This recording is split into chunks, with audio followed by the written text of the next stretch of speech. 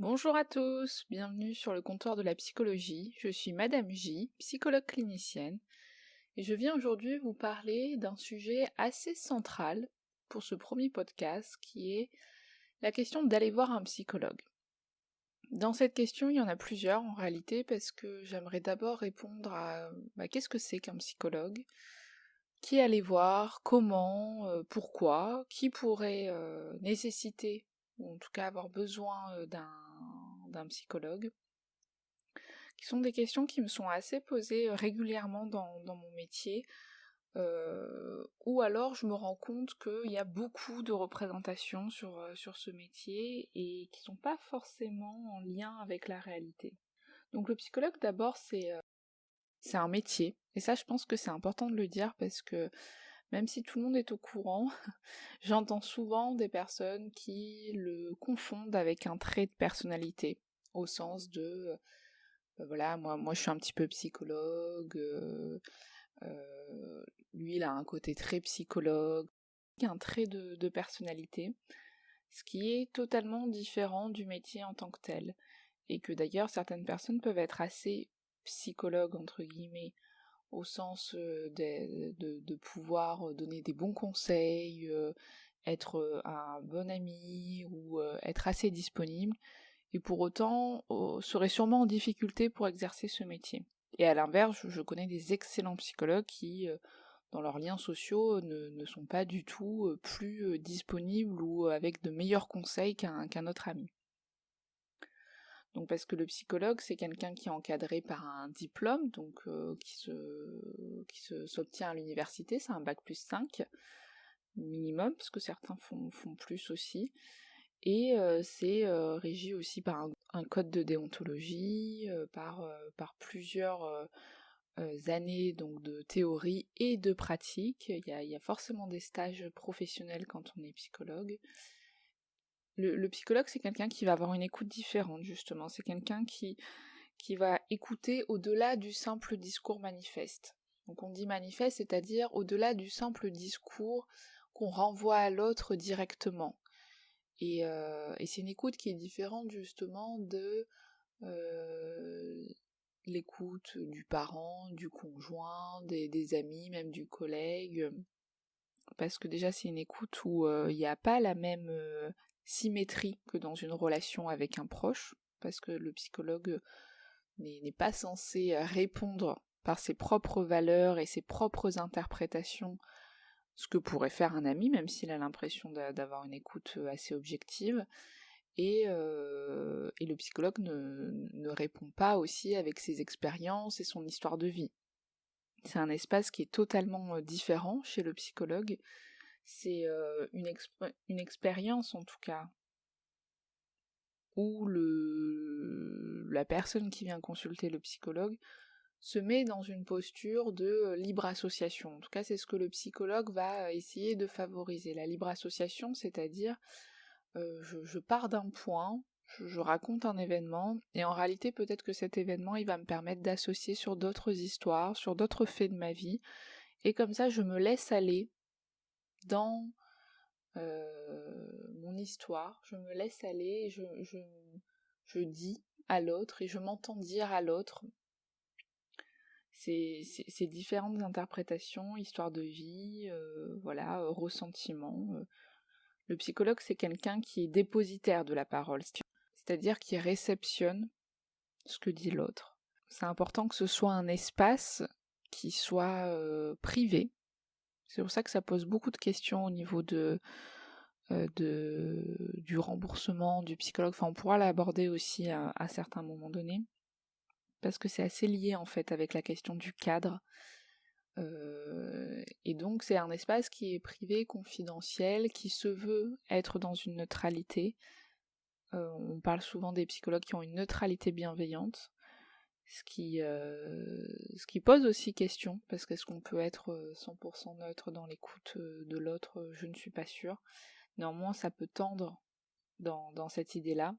On parle souvent du psychologue comme de quelqu'un qui prête son appareil à penser, et j'aime bien cette image-là, parce que c'est justement un petit peu dans ce sens-là où le psychologue va pouvoir orienter avec des questions, avec des retours, avec des formes de déplacement, une interprétation, ou en tout cas un nouveau discours par rapport à certaines histoires. Parce que c'est souvent cette question-là qui revient le plus, c'est tel événement, moi je le ressens comme ça, moi je le vis comme ça, et aujourd'hui il se passe encore ça, et donc qu'est-ce qui fait qu'on va pouvoir faire un pas de côté par rapport à ces événements-là. Et donc on peut aller voir le psychologue justement pour remettre du sens à ce qui peut parfois dans la vie paraître assez délié, parce que certaines histoires, sans s'en rendre compte, en fait, sont une suite de plusieurs histoires qui font qu'aujourd'hui on vit telle chose de telle manière. Et donc chez le psychologue, on peut commencer donc un travail comme une expérience intersubjective et qui permet en fait de remettre en route un récit. Jacques Hockman parlait d'un récit intérieur, donc qui aurait but d'être restauré, d'être parfois élargi, de se remettre en question, de se réorganiser, de se diversifier. Donc le fait de pouvoir se remémorer certains faits, de rapporter certains souvenirs qui pourraient justement jouer sur des blessures passées, sur une mémoire qui est un petit peu effractée par certains événements de vie. Donc le psychologue va aider à remettre du sens, et par son écoute, par son espace qui recueille ces mots-là, il va pouvoir renvoyer. Alors ça dépend les psychologues, parce que la question du renvoi aussi est assez définie par un cadre, en fonction de... Il y a plusieurs types de psychologues, donc on y reviendra aussi là-dessus. En tout cas, le psychologue peut renvoyer, même par son silence. C'est pour ça que quand je dis la question du renvoi, elle est assez complexe, parce qu'il y a certains psychologues qui ne sont pas bavards, comme on dit. Mais pour autant, le fait de réceptionner et que la personne puisse se dire et s'entendre dire et se créer ce discours-là interne, va pouvoir avoir un potentiel thérapeutique. Encore une fois, la question du potentiel thérapeutique est aussi complexe parce qu'on peut aller avoir un psychologue sans pour autant être directement dans un cadre thérapeutique, et on peut aller voir un psychologue pour commencer un travail justement beaucoup plus long. Enfin, il y a des thérapies qui sont plus brèves que d'autres, mais en tout cas c'est quand même une forme d'investissement et d'engagement d'avoir envie de s'engager dans une thérapie. Et donc le psychologue, il va avoir cette écoute-là avec une connaissance du fonctionnement humain, au sens d'une connaissance de peut-être plusieurs étapes de développement de la vie, de plusieurs capacités d'associer, et d'entendre au-delà du simple discours direct, ce qui en fait peut se rejouer à plusieurs reprises, ce que le patient peut ramener plusieurs fois. Le psychologue va garder aussi en trace ces histoires-là pour permettre aussi d'associer, permettre à l'autre de se déplacer et de s'interroger autrement que ce qui s'est toujours interrogé au cours de sa vie. Alors pour moi, on peut quand même aller voir un psychologue pour plusieurs raisons. Donc ça, c'est totalement ma représentation en tout cas, et de l'expérience que j'en ai par mon métier, des différentes demandes que je peux avoir, donc qui sont pas verbalisées comme ça, mais en tout cas que je traduis dans ce sens-là. C'est-à-dire qu'on peut aller voir dans un premier temps un psychologue pour reconsolider son système défensif, qui parfois a été malmené par certaines expériences, par certains événements de vie. Donc en fait, le système défensif, c'est comme un barrage entre la réalité interne et la réalité externe, d'une certaine manière. Et ce barrage-là, il est plus ou moins souple, pour permettre à chaque fois ce passage entre ce qui se passe à l'extérieur et ce qui se passe à l'intérieur, afin de pouvoir être en lien avec les autres, avec les événements, c'est nécessaire en tout cas que ce passage existe. Et en même temps, des fois, ce passage, il peut d'un coup se retrouver trop perméable. il peut avoir du mal à filtrer certaines choses, ou alors des fois il peut être totalement fermé, ce qui peut donner un petit peu des ruptures entre ce qui se passe à l'intérieur et ce qui se passe à l'extérieur. Et pour chaque personne, on utilise une forme de palette de couleurs de défense, je vais le dire comme ça. Et c'est-à-dire que chaque couleur pourrait représenter des défenses. Donc des défenses plus autour de l'impulsivité, de l'agressivité, du déni, de la tristesse, de la mise à distance, de l'isolement, enfin voilà. En tout cas, il y en a énormément des défenses et on ne pourrait pas toutes les citer. Et chaque personne a son lot de couleurs préférées, j'ai envie de dire, utilise plus ou moins certaines défenses. Et certains peuvent être en difficulté parce que justement, ils empruntent un petit peu trop la même défense. Et pour être dans une bonne santé psychique, il faut avoir une forme quand même de créativité où, en fonction des événements, on n'utilise pas la même défense. En fonction des événements, on peut être plus ou moins souple et que des fois on peut être en colère, des fois on peut être triste, des fois on peut être isolé, voilà. Et ces défenses-là, quand justement on va bien et qu'on les utilise de façon, qu'on arrive à se défendre dans la vie de façon différente, parfois, à certains moments, on est un petit peu bloqué dans une couleur, justement, une ou deux couleurs, qui fait que c'est quand même assez difficile à vivre au quotidien. Et ça peut être dû à un certain nombre d'événements qui ont malmené ce système-là, ou alors à certaines pensées, à certains passages de la vie, à certains changements. Et aller voir le psychologue, ça peut permettre un travail de réappropriation pour retrouver cette forme de créativité, de souplesse. Donc on va écouter le discours, on va pouvoir échanger sur ce qui a fait qu'on est plus en difficulté. Donc l'idée, ça va être d'écouter ce qui a pu justement mettre les choses à mal dernièrement. Ce qui a pu faire que aujourd'hui, on est plus en difficulté face à certaines choses et que peut-être on ne l'était pas avant. Donc peut-être qu'on aura envie de retrouver un petit peu cet état antérieur et voir à quel moment cet état-là, il a pu être réfracté, il a pu être changé. Donc des fois ça peut être quelque chose de relativement silencieux, hein. La question c'est pas forcément d'un trauma qui met à mal nos défenses, hein. Là, des fois même s'oublier un petit peu par rapport où on investit un peu trop le travail, on oublie sa vie personnelle, ça peut être un moment où notre système défensif est plus en difficulté. Mais ça peut être aussi une dépression face à un événement, un deuil, et qui fait on réagit comme on peut, hein. La question c'est pas de se dire qu'on a mal fait, c'est que si ça devait se passer comme ça, c'est que ça se passe comme ça. Je sais pas si je suis claire. Également, les passages d'un âge à un autre peuvent être complexes, hein. Par exemple, le passage de l'enfant à l'adolescent, ou de l'adolescent à l'adulte, ou du jeune adulte à un état de parent, ou de grands-parents, enfin, tous ces changements comme ça fragilisent aussi le système défensif en fonction de comment il est stable. Et parfois on n'a pas les mêmes attentes aussi en fonction des âges, et on a du mal en fait à répondre d'une façon peut-être nouvelle, comme un adolescent qui répondait peut-être de façon plus agressive, plus attaquant, et puis qui se retrouve dans la vie professionnelle, qui se retrouve à avoir des responsabilités, et qui peut être en difficulté à créer des nouvelles représentations, des nouvelles réponses dans son travail, dans sa vie personnelle, etc. Ça va donc avoir du sens d'aller voir un psychologue pour élaborer certaines choses, recomposer des défenses.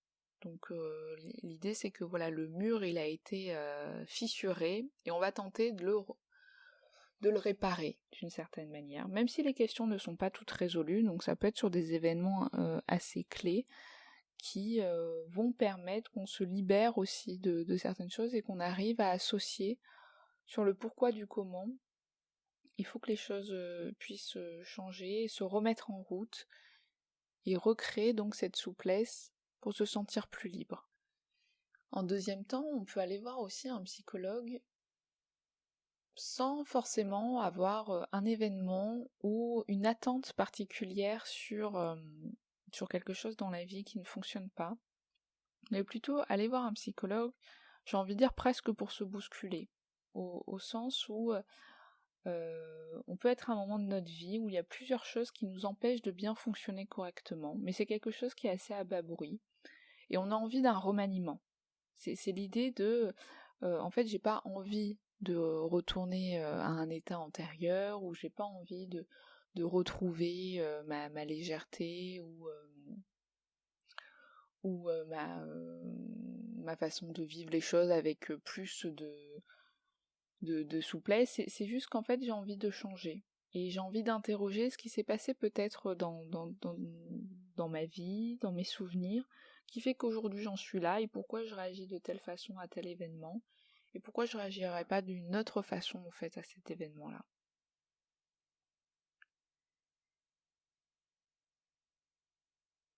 Et dans cette idée-là, il y a l'idée qu'on peut faire ce travail de se créer cette identité narrative. C'est Paul Ricoeur qui parlait d'identité narrative, c'est un philosophe.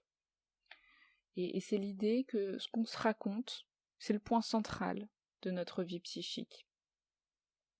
Donc dans tous les cas, on ne pourra jamais modifier ce qui se passe d'un point de vue de la réalité extérieure, et ça je pense que c'est important de se le dire, parce que j'ai beaucoup de demandes aussi où les gens viennent me dire ma femme est extrêmement difficile avec moi, ou à mon travail on a tendance à souvent me demander des choses alors qu'on ne demande pas aux autres. Enfin, tout ça, il faut le voir comme quelque chose qui ne bouge pas, la réalité extérieure. C'est pas en allant voir un psychologue que ça va avoir un effet sur le patron, justement. Mais ce qu'on peut modifier, c'est le rapport à cette réalité. Donc encore une fois, pouvoir dire et s'entendre dire, et intégrer que peut-être aussi dans ces moments-là, pourquoi on est souvent dans une position de victime, pourquoi on est souvent en colère quand il se passe tel événement, et pourquoi il y a certaines choses dans la vie qui au final ne sont jamais pensées, parce que la question aussi de ce qui ne vient jamais est importante, hein. J'ai certains patients où je les vois depuis... pardon, j'ai certains patients que je vois depuis des semaines, et j'ai aucune idée de savoir s'ils sont en couple ou pas. Et ça c'est intéressant aussi, de savoir qu'est-ce qui fait qu'on n'aborde pas certaines questions. Parfois dans la vie, donc sans s'en rendre compte, en fait on répète toujours la même chose. Et c'est normal, hein, c'est le travail aussi du refoulement, c'est-à-dire que Freud disait que l'analysé, il ne se souvenait pas de ce qu'il avait oublié, mais il l'agissait. Et ça c'est important, c'est-à-dire qu'on ne sait pas ce qu'on a oublié, mais on l'agit en permanence, on le met en acte, on le répète. Et d'aller voir un psychologue, ça peut permettre aussi de stopper cette compulsion à toujours répéter, et ramener en fait de la pensée, du discours, du souvenir, afin que ça passe plus par une voie directement de l'acte, mais que ça soit remis dans un système de pensée. En fait, on se rend compte que plus on remet à la surface le souvenir, l'enfance, l'adolescence, les moments à l'école, les moments avec les copains, enfin en tout cas plein de petits événements anodins, plus ils sont remis à la surface, plus en fait on peut les raconter de façon différente, et on peut les réintégrer de façon différente. C'est-à-dire que justement, quand on est dans une histoire, par exemple, une histoire d'amour où on est souvent celui qui ne reçoit pas assez d'amour, on se plaint parce qu'on tombe toujours sur la personne qui en final n'est pas si bienveillante que ça, qu'elle peut être assez dévalorisante ou des choses comme ça. Enfin, je donne vraiment un exemple comme ça qui me vient, mais ça peut être plein de choses. Au lieu donc d'être toujours dans l'idée de voilà, moi je tombe toujours sur des cons, des connes, je m'en sors pas, j'ai vraiment pas de chance dans la vie. En fait, en ramenant toutes ces histoires, en ramenant sa position, et puis peut-être en interrogeant son premier lien avec les autres, son premier lien avec le père, avec la mère, son premier lien dans l'enfance, on se rend compte que peut-être on s'est construit aussi cette place de victime dans certaines positions, et que cette place de victime, elle peut aussi bouger. et qu'en fait, sans s'en rendre compte, on se met dans des positions où on entretient toujours la même place, parce qu'en fait, le familier, c'est ce qui rassure le plus dans la vie. Et donc le familier, même si c'est de la merde, on y retourne toujours. Parce que l'inconnu, c'est ce qu'il y a de plus effrayant, en fait, pour quelqu'un. Et donc, on préfère répéter des choses qui sont des fois néfastes, mais on connaît. Et le connu, c'est le plus simple.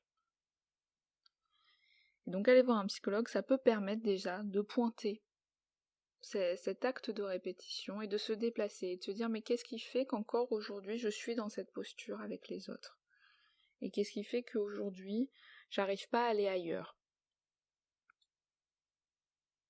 Et en intégrant d'où vient aussi cette répétition, en intégrant qu'est-ce qui a pu se passer pour qu'on se construise comme ça, on peut avoir envie après de faire les choses différemment, et ça peut solliciter des rencontres différentes et une posture à l'autre qui est différente. Une fois qu'on a libéré la posture qu'on avait comme un mandat depuis des fois peut-être des années. Donc souvent on me demande qui doit aller voir un psychologue, et ça je vais être assez directe parce que j'entends souvent deux écoles, entre guillemets, enfin deux écoles, quand je dis école, c'est en fait des personnes dans la vie courante qui me renvoient des représentations sur l'espace du psychologue ou le psychologue en tant que tel. Donc il y a certaines personnes qui ont l'impression qu'on va forcément voir un psychologue quand on est fou. Donc j'annonce directement, on n'est pas fou parce qu'on va voir un psychologue, j'ai presque envie de dire que les fous sont rarement chez le psychologue. Mais et je trouve ça d'ailleurs dommage parce qu'en fait ça ferme des portes à beaucoup de personnes qui ont l'impression que si elles sont pas dans un état de folie, elles ont rien à voir dans ce bureau-là, alors que justement ça peut... Je pense que c'est un acte assez sain d'aller voir un psychologue, et c'est quelque chose qu'il faut se dire comme un bon premier pas, de déjà se dire qu'on peut solliciter un espace pour soi. Donc voilà, plusieurs représentations autour de les psychologues. Je suis pas fou, pourquoi j'ai à voir un psychologue alors je suis pas fou, moi tout va bien, enfin. Donc voilà, il y a tout un petit peu cet espace-là.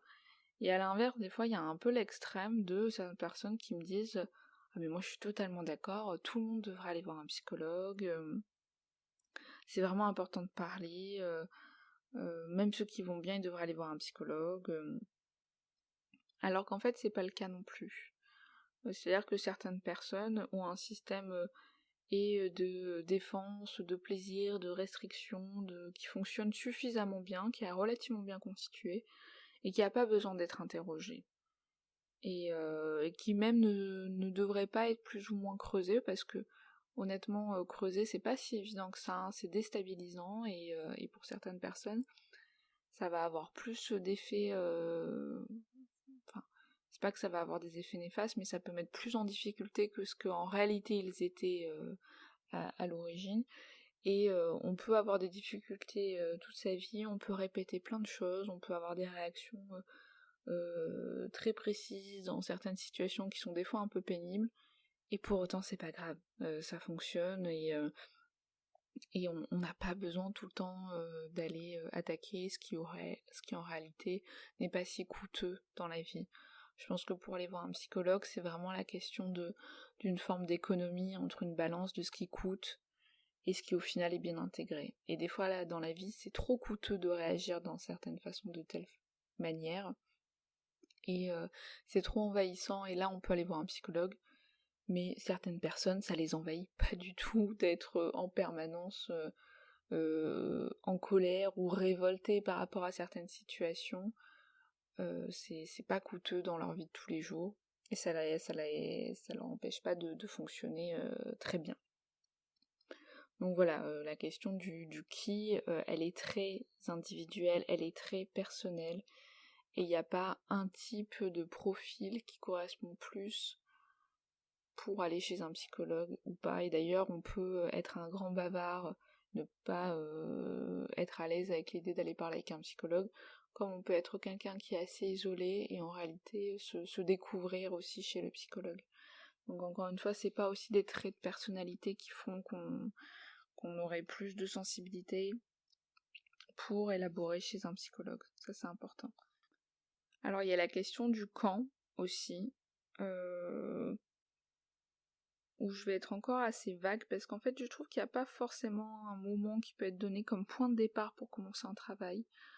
Certaines personnes se disent, là, vu que j'ai vécu ça, c'est le moment. D'autres attendent justement un temps beaucoup plus long pour se dire, il faut d'abord que je le vive avant de pouvoir aller en parler. Enfin, il y a plusieurs représentations à ce niveau-là et qui sont très singulières.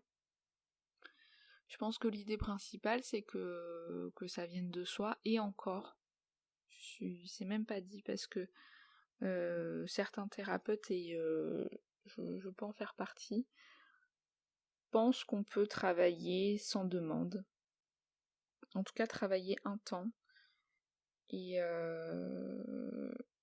je pense qu'à certains moments donnés, le thérapeute peut porter la demande à la place de l'autre, notamment dans certaines cliniques où ça a été orienté le fait de voir un psychologue, mais que la personne n'y avait pas forcément pensé, et puis pour X raisons, par loyauté envers telle personne, ou par acceptation, se retrouve chez un psychologue, mais n'a pas forcément une idée, une demande, et en fait, ça peut être ok. Le thérapeute peut à un certain moment porter cette demande, ce qui n'empêchera pas que l'autre puisse l'approprier. Je pense que c'est ça qu'il faut penser, parce que il y a aussi plusieurs personnes qui disent qu'en fait on peut pas travailler sans demande. Moi je pense qu'on peut travailler sans demande, mais en tout cas c'est un travail de faire émerger la demande chez l'autre. Et ça peut aussi être le point de rencontre. Le fait que en travaillant la question de la demande, le sujet va pouvoir petit à petit advenir et verbaliser et se représenter en fait ses attentes. On peut pas rester que dans les attentes du thérapeute, mais on peut pas être 100% que dans ses attentes à soi aussi. Et ça se co-construit, ça, dans la rencontre avec un psychologue. En tout cas, dans la question du quand, il y a l'idée qu'il y a un désir aussi à questionner certaines choses qui sont encore une fois des fois trop coûteuses ou trop présentes et qui peuvent se reproduire. Souvent, par exemple, il y a beaucoup quand même de motifs de consultation autour de l'angoisse. Et l'angoisse, c'est extrêmement compliqué parce que ça peut se fixer de partout. Et souvent, même on sait même pas que c'est de l'angoisse, mais en réalité, ça en est. Donc, même par rapport au poids du corps, donc certaines migraines, certains maux, peuvent être en fait des façons de masquer de grandes angoisses. Et même quand on vit des fois plusieurs fois les mêmes échecs, en réalité ça peut aussi être de l'angoisse, mais comme ça peut être totalement autre chose. L'idée c'est qu'il y a toujours une couverture face à tout ça, et que c'est aussi le rôle du psychologue et le sens que ça peut avoir d'un espace de construction et d'élaboration, c'est aussi interroger ce qu'il y a sous la couverture. Donc couverture, c'est un petit peu la même représentation que le discours manifeste. Donc vraiment, ce qu'on nous renvoie, en fait, c'est la partie immergée de l'iceberg, mais en fait, ce qu'on va venir interroger, c'est ce qui est sous l'eau. Et parfois, on se sent souvent triste dans certaines situations. Ça fait un moment peut-être qu'on est en souffrance, mais en réalité, la souffrance, en dessous, il peut y avoir beaucoup de choses. Il peut y avoir une culpabilité, il peut avoir un isolement, une colère. Des fois, le corps, il répond plus, et c'est aussi une forme de souffrance. Enfin, vous voyez, c'est-à-dire que à chaque fois, un fait, une émotion, une façon de réagir n'est pas collé toujours à la représentation qu'on peut en avoir. Et qu'en l'interrogeant, on peut se rendre compte que ça peut vouloir dire autre chose. Et le fait d'avoir besoin d'une nouvelle écoute, ça peut permettre de s'aider à avoir une position plus méta, avec plus de recul, et de déplacer son attention pour se rendre compte de ce qu'on vit, et de, en fait, peut-être ce qu'on ne s'autorise pas à vivre aussi à certains moments donnés. Et certaines personnes peuvent même me dire, j'aurais dû venir plus tôt, ou alors j'ai pris le temps, enfin certaines choses, et c'est ok, encore une fois, dans la question du quand, le temps subjectif est totalement différent du temps du réel, et on a chacun une temporalité différente. D'ailleurs, Freud il disait que l'inconscient ignorait le temps. Et ça c'est important en fait, hein, c'est que on peut mettre des années, et en fait on n'aurait pas pu venir plus tôt. En fait, même si on pense que j'aurais dû venir il y a 10 ans quand ça s'est passé, ben non. Peut-être que ça aurait eu aucun sens il y a 10 ans en fait quand ça s'est passé. Alors comment aller voir un psychologue? C'est aussi une partie que j'ai envie d'aborder parce que c'est encore une fois une question qui m'est beaucoup posée de personnes de la cousine, de machin, de la sœur qui se demandent si on peut m'envoyer un message pour savoir comment elle pourrait trouver un psychologue, elle a pas beaucoup de moyens, ou ces choses-là. Alors en fait, il y a plusieurs façons de rencontrer un psychologue déjà. J'y reviendrai aussi à un moment donné parce qu'en fait, tous les psychologues ne font pas du tout la même chose. Certains ont des outils plus ou moins différents et ne répondent pas aux mêmes demandes justement. Et donc ça, je pourrais faire aussi un sujet sur la différence entre psychiatre, psychanalyste, psychologue, psychothérapeute, mais aussi après toutes les techniques que les psychologues peuvent proposer, comme le MDR, comme l'hypnose, comme une analyse, enfin un psychologue plutôt comme une thérapie analytique, enfin il y en a énormément. Donc déjà de savoir, mais en fait, si on a une demande, qu'est-ce qu'on cherche, qu'est-ce qu'on veut, qu'est-ce qu'on vient interroger pour déjà un petit peu plus s'orienter. Concrètement, le mieux c'est aussi de se renseigner si on connaît quelqu'un qui est déjà allé voir un ou une psychologue. Ça veut pas dire qu'on va voir le même psychologue que son ami qui est très contente de son psy, mais peut-être que son ami peut demander à son psy, bah voilà, j'ai quelqu'un qui s'interroge, et le psy peut orienter vers quelqu'un qui connaît et qui peut-être peut avoir les mêmes façons ou les mêmes idées pour commencer un travail. Ensuite, on peut s'adresser à des CMP, qui sont des centres médico-psychologiques. Il y en a pour adultes, il y en a pour enfants, qui sont des lieux gratuits où on peut appeler et avoir un rendez-vous. Et c'est des centres qui s'occupent et des fois de commencer certains travails, mais ça c'est assez long parce que les demandes sont énormes. À partir du moment où c'est gratuit, c'est long. Mais aussi ils peuvent orienter. Et ça, je pense qu'il faut pouvoir aussi s'en saisir, d'appeler en disant voilà, j'aimerais aller voir quelqu'un, je suis dans telle position et je sais pas où consulter. Il y a aussi les BAPU qui sont les centres pour les étudiants, et où encore une fois là ça peut être pris en charge si on est étudiant. Il y a aussi dans tous les centres où on peut consulter en tant que patient, dans les centres médicaux, enfin par exemple dans les services des hôpitaux, il y a souvent quand même un psychologue, donc en fonction, je sais pas si par exemple on est très concerné par des pathologies de la peau et qu'on consulte souvent en dermatologie et que c'est compliqué, par exemple, ne pas hésiter à dire mais est-ce que dans le service il n'y a pas un psychologue, parce que c'est souvent le cas, surtout dans les hôpitaux publics. Et même quand on peut aller rencontrer un assistant social dans un centre, on peut demander est-ce qu'il connaît un psychologue. Enfin, à chaque fois, en fait, de tous les personnels soignants ou accompagnants, souvent c'est quand même eux qui peuvent aussi déboucher sur des rencontres avec des psychologues. Également, si on est plutôt assez isolé de toutes ces démarches-là, enfin qu'en tout cas on n'a pas l'impression d'être souvent dans des centres où ils pourraient connaître des psychologues, on peut aussi se renseigner sur des écoles de thérapeutes ou des écoles de psychanalyse, où il y a souvent sur les sites des listes de coordonnées de thérapeutes qui sont justement affiliés à tel courant de pensée, et si on s'y connaît suffisamment, on peut peut-être avoir plus envie d'un courant de pensée qu'un autre. Mais ça demande qu'on ait choisi l'orientation du psy. Et ça, il faut pas hésiter à se renseigner, à se questionner, à appeler. Enfin, c'est vraiment, ça fait partie aussi du cheminement de cette rencontre-là, et elle est importante aussi de prendre du temps, et que des fois on peut aussi se louper et ne pas avoir le bon ou la bonne psychologue au début. Néanmoins, ça permet de préciser la demande. et que des fois on va voir un psychologue et en fait il fonctionne avec tel outil et en fait ça nous parle pas, bah c'est bien en fait. C'est bien parce qu'on se rend compte que c'était pas ça qu'on attendait et donc ça va permettre de se dire mais qu'est-ce qu'on attend et de le réinterroger en permanence. Alors voilà, je pense que je vais peut-être m'arrêter là déjà parce que j'ai l'impression que j'ai abordé un petit peu plusieurs points qui en même temps regroupent la même question du fait d'aller voir un psychologue. Et je me rends compte qu'en fait il y a tellement de questions qui viennent au fur et à mesure que je vais faire peut-être plusieurs podcasts à ce sujet-là où je vais aborder de façon beaucoup plus précise à certains moments donnés des questions, des demandes